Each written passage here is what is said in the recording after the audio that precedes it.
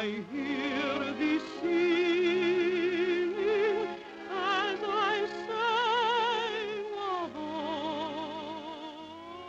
Over 400 years ago, the adventurous Portuguese explorers who discovered and claimed Brazil for the crown of Portugal sailed into this picturesque harbor and called it Rio de Janeiro, or River of January, because they discovered it in the month of January, and they believed the beautiful inlet into which we now sail was the mouth of a river. As we pass within the shadow of this gigantic promontory, known as Sugarloaf, we wonder if the white men who first saw it could have dreamed that it was destined to become the mighty sentinel of an enchanted metropolis with a population of over 1 million inhabitants and a reputation of being the most magnificent city in the world.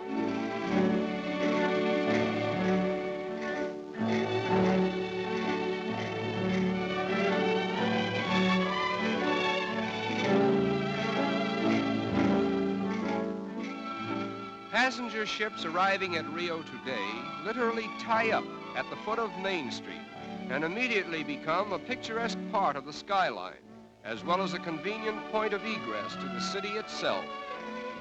Rio de Janeiro is not a manufacturing city. Therefore, there is a preponderance of foreign goods on sale in all the smart shops. Nevertheless, foreign influence has not changed the strong allegiance which the Brazilians have for their native continent. They proudly proclaim themselves South Americans, and they very much resent the North Americans' alleged monopoly of the word American.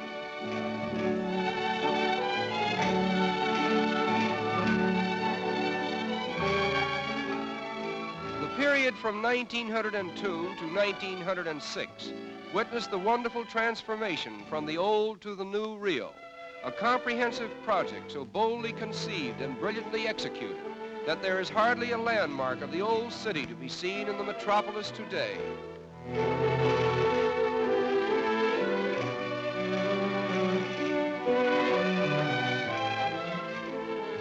The most unique feature of the clean and spacious streets is the decorative mosaic work that adorns the sidewalks. Almost every block has a pavement with patterns so individual in design that one could find his way about the city by becoming familiar with them.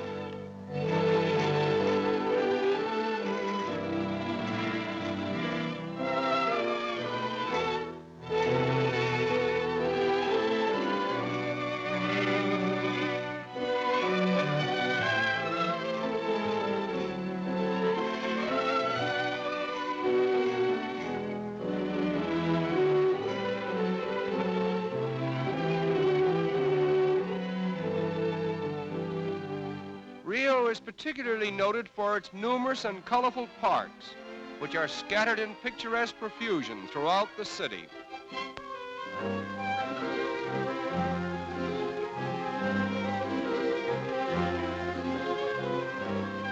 In 1808, the King of Portugal was forced by Napoleon to abandon his country and reestablish his throne in Brazil. When he arrived in Rio, he brought with him, among other things, the first tiny sprouts of the famous royal palms, which he planted here. It was decreed that only members of the royal family might have the privilege of cultivating this particular species of tree. But time and nature have overruled the regal command, and the royal palms that were meant to be the exclusive property of Portuguese royalty are now the common heritage of all Brazil. The outstanding landmark of Rio is Sugarloaf Mountain, and from whatever angle one may view it, it forms a most impressive picture.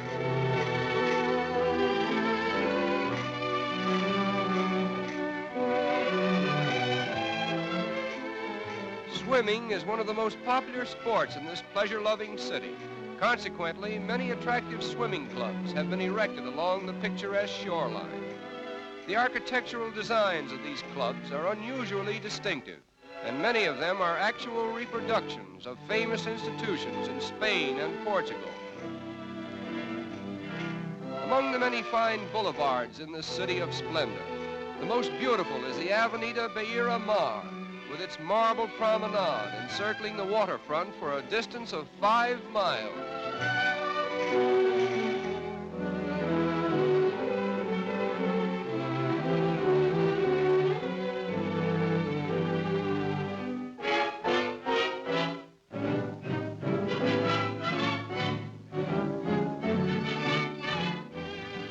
As in most countries of South America, the color of one's skin does not always determine one's social standing.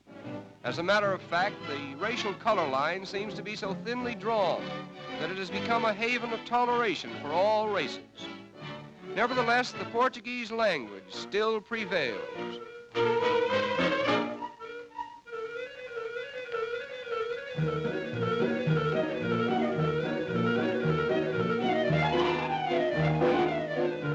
In the business districts of the city, there are a number of tiny shops where the more industrious young ladies of Rio earn their livelihood.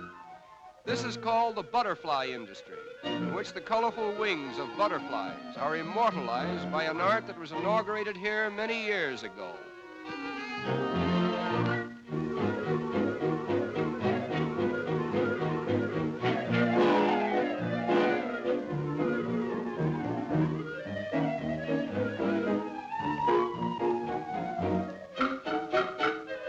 A design is first painted on glass, and the delicate butterfly wings, which have been carefully assorted for their best colors, are cleverly worked into the design and held in place by adhesive tape. Another layer of glass is finally placed over the tape, and the wings, thus preserved, will hold their lifelike colors indefinitely. There are over 700 different species of butterflies in Brazil, and they are much larger and more colorful than those of North America and Europe.